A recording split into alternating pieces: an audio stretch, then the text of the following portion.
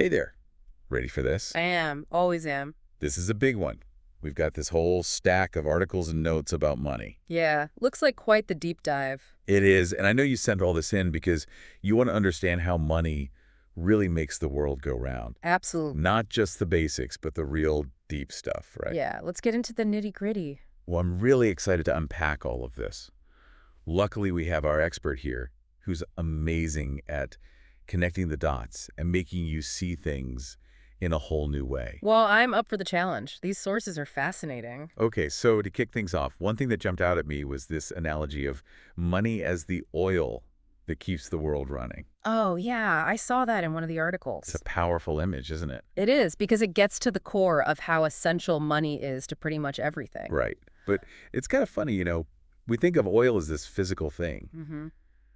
but money these days, it feels so abstract, just numbers on a screen. You're right. It's That's what evolving this- and transactions happening instantly. Yeah. So how do we reconcile that? Well, you've hit on a key point. Money itself doesn't have inherent value. It's more like a representation of value. A social construct, really. Right. We've all agreed to use it for exchange, tracking wealth, Right. and even for power. And that brings us to the different functions of money, right? Yeah. One source broke it down into 4 key roles: Let's hear them.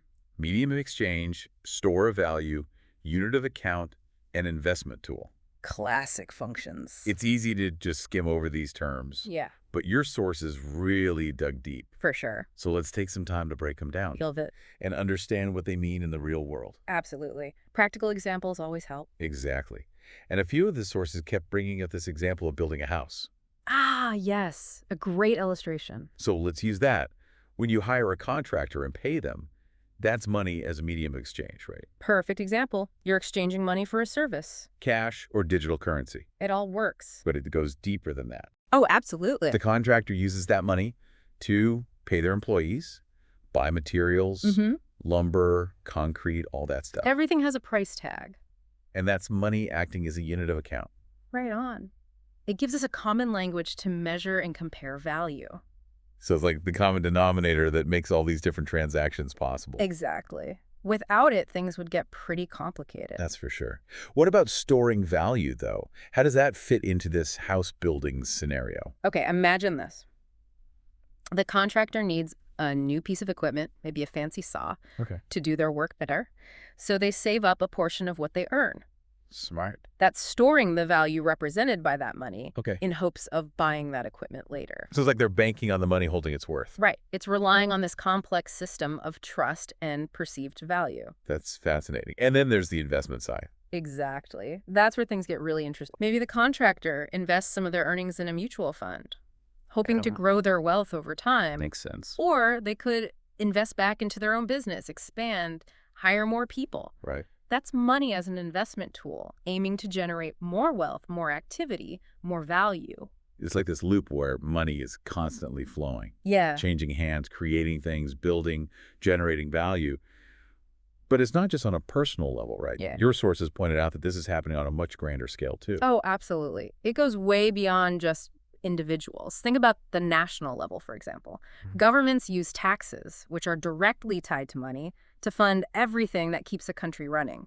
Public services, infrastructure projects, social welfare programs, and the decisions they make about spending, borrowing, and regulating that flow of money, well, they have a huge impact on things like economic growth, employment rates, and the overall well-being of their citizens. Like the government is this major player in the money game. Precisely.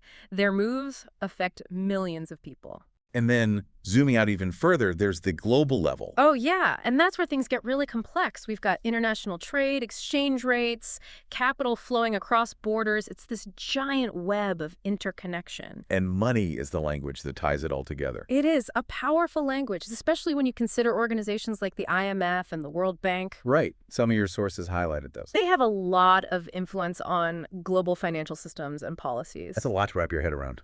It really is. Yeah. But it's what makes this deep dive so fascinating. Even our everyday transactions are a tiny piece of this much larger system. That's a great point. Yeah. And to really understand how money shapes our world, we've got to look at both the big picture and the individual level. Absolutely. How those personal choices and global forces interact. Speaking of influence, one thing that stood out in your sources was money's role in industry and conflict. Yeah, it's a complex truth. We often think of money as neutral, but it plays a huge role in shaping industries, from everyday products to weapons. Right. Some of your sources specifically mentioned bullet manufacturing. Yeah, that one really got me thinking. There's the raw materials, the factories, distribution networks, and this whole financial system behind it all. It's a stark example, but it shows how money is deeply embedded in even the most controversial industries. And then there's all the money governments spend on military operations. Yeah. That connection between money and conflict is pretty clear. It's like a vicious cycle. Money fuels conflict, conflict creates opportunities for profit, and the role of money in geopolitics just keeps growing. It's a disturbing reality. But if we want to truly grasp money's influence, we have to acknowledge these darker sides too. Absolutely. Money itself isn't good or bad. True. It's a tool that can be used in many ways. For better or worse. And that leads us to a big question. If money has this power to influence our lives, industries, even global conflicts, how can we make sure it's used responsibly and ethically? Now that's the million-dollar question. And it's a perfect segue into the next part of our deep dive. We're going to explore the ethical considerations, the power dynamics, and the choices that shape how money works in our world. You know, it's interesting.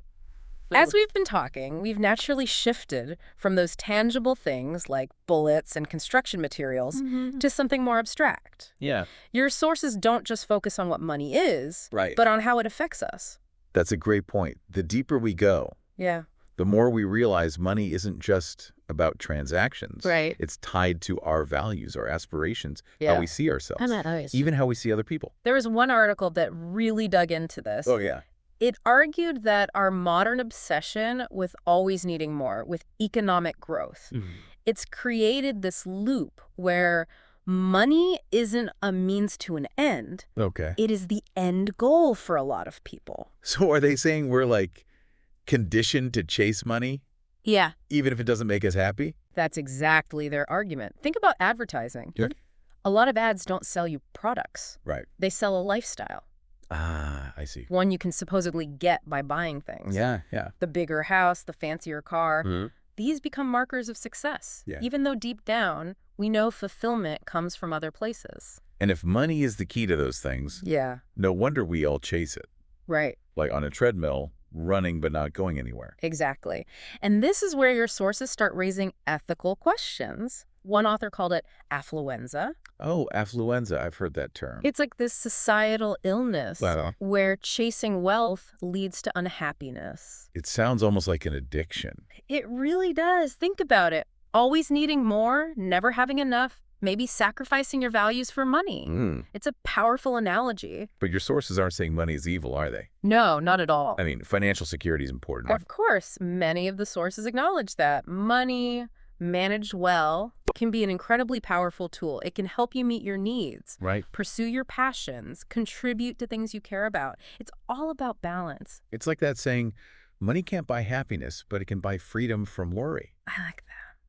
It's not about hating money, Right. but understanding its limits, not letting it control your values. Exactly. And that's where financial literacy is so important. One article had this great comparison. It said personal finance is like learning a new language. The more fluent you are, Okay. the better you can navigate things, avoid problems, Makes sense. and ultimately reach your goals. I love that analogy. Financial literacy suddenly feels less scary, Exactly. more like a skill you can build. And it goes beyond budgeting and investing. Oh, okay. It's about understanding how money works at every level. Okay. Personal, national, global. Making choices that align with your values. So it's not just being good with our own money. Hmm? It's about understanding the whole system. Yes. How it flows, who benefits, who might be left behind. And that brings us to money as power. Yes. That was a big theme in your sources. One article called it concentrated power. Whoa. Able to influence policies, shape opinions, Okay. even determine who has access to what. So they're saying wealth equals control. It's not always that simple, Right. but the connection is definitely there. Okay. Think about political campaigns. Rich people and corporations give tons of money to candidates who Yeah. support their interests. Okay. That's power, right? Influencing decisions That makes sense. that benefit them. But what about this invisible power? Yes. That's a good one. That one source mentioned? It's about controlling capital, Oh. the resources, investments, Yeah. the networks that drive everything. So it's less about politics Mhm. and more about shaping the whole game. Exactly. It's influencing which industries thrive, Yeah. how wealth is distributed. So it's like an undercurrent, Yeah, shaping things without us seeing it. a great way to put it.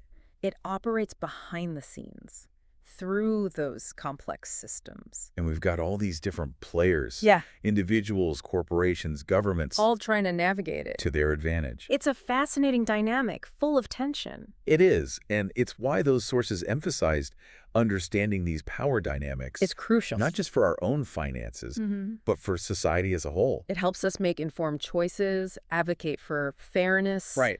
Maybe even challenge those who abuse power. So it's about recognizing that money isn't just this abstract thing. Right. It's a force that shapes the world. And the more we understand, Yeah.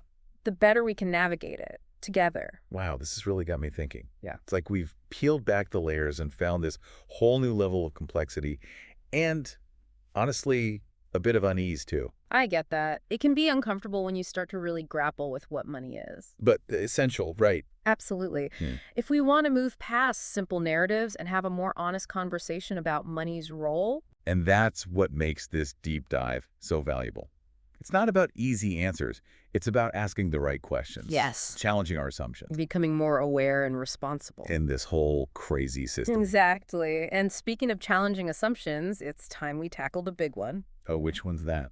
The idea that money is the ultimate measure of success and happiness. Oh, yeah. That's one we've all probably struggled with. It's like this message that's everywhere. It is. More money, more happiness. But is it that simple? I think your sources would argue. Not really. All right, so let's unpack that. That's where we'll pick up in the final part of our deep dive. We'll look at money and happiness, the pursuit of meaning in a world that's obsessed with wealth, and how to make sure our financial choices reflect our values. All right, let's dive into this big one. Money and happiness. It's a question we all ask. Is there a magic number? Like, if I hit this amount, I'll be happy. Well, a lot of your sources talked about research Oh, yeah. that suggests money can increase happiness, Right. but only up to a point, like meeting basic needs, having some security. But beyond that, the connection isn't so strong. So money can't buy happiness. Yeah, Has some science behind it. it does. And some studies looked at what happens after basic needs are met. Okay, so what did they find? One found that experiences like travel or spending time with people you care about Yeah. tend to bring more lasting happiness That makes sense. than stuff. Right. A new car gets old, Yeah, but memories exactly. stick with you. They do. But your sources go deeper than by experiences. Oh, for sure. It's not just what you spend money on. Right. It's your whole attitude about it. Ooh, interesting. One source talked about gratitude, Okay. generosity, having a sense of purpose. Yeah. Those things contribute more to happiness. Than just having lots of money. It's about what money can do, not just how much you have. I'm liking this theme. Yeah, It's not about chasing riches. right. It's about aligning your money with your values. Exactly. Using money to create a life that feels good, that's fulfilling. And that brings us back to financial literacy, doesn't it? It does, but not just the usual budgeting stuff. Yeah. This is about understanding how money impacts society. Hmm. Questioning the systems, the ethics of it all. So it's not just me being good with my own money. It's bigger. It's realizing my choices affect things on a larger scale. You got it. One source even said, Yeah. we should question what wealth even means. Oh. What if it includes social connections, the environment, our communities? It's a whole different way of looking at things. It is. It challenges us to think beyond dollars and cents. Right. What does a truly good life look like? And it pushes us to ask tough questions like, can we keep prioritizing endless growth? Is there a better way? It's like we've gone from personal finance all the way to questioning the whole system. Exactly. That's what's so cool about a deep dive like this, connecting those dots, seeing the big picture. It's been quite a journey. Yeah, it has. We've covered the functions of money, its impact on everything, its link to power, even its tricky relationship with happiness. It's more than just cash in your pocket, that's for sure. It's about choices, values, impact. You got it. And your sources really emphasized having a conversation about money, A critical one. a conscious one. Not just about getting rich, Right. but using money to make a better world. for everyone now and in the future. Well, I can safely say Yeah. I'll never see money the same way again. I think that's a good thing. It's not just numbers. Mm-hmm. It's choices, values, impact. That's the takeaway. So as we wrap up, Yeah. I'll leave you with one last question. Okay, hit me. How will you use what you've learned about money Yeah, to shape the future you want to see? that's a good one to ponder. Huge thanks to you, our listener, Couldn't have done it without you. for taking us on this deep dive. Keep exploring. Keep asking those tough questions. And use what you know to make a difference.